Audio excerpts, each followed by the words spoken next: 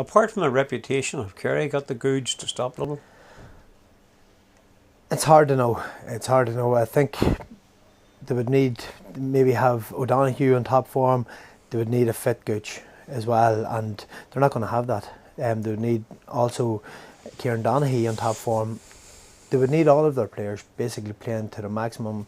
And the problem for me with Kerry is there certainly is too many players over and beyond 30 years old still getting game time for them, and valuable game time. And when you look back at the National League final this year, yes, there was only a point between the two sides when Aidan O'Mahony received the red card, and Dublin eventually pulled away.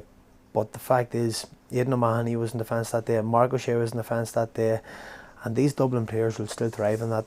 Those players have been fantastic players for Kerry down through the years, but you know, they don't have the energy in their legs, they don't have the running power in their legs to really test this Dublin team and go at them, and therefore I would still expect Dublin to come out on top.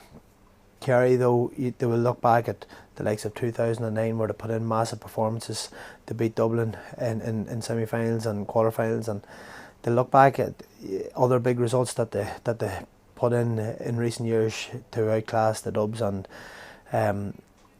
you know, they'll have to have it all in their armour if they're going to come out on top. But I just think that Dublin still, and I think the whole country realises that Dublin are still head and shoulders above anyone else, but I believe they can be caught out. I thought the team that beat them this year would have been Tyrone, but maybe Mayo or Dublin or Kerry have something else up their sleeve that we're waiting for. You're like most of the rest of the pundits. We do expect Dublin to reach the All-Ireland final, and it's theirs to lose, I suppose.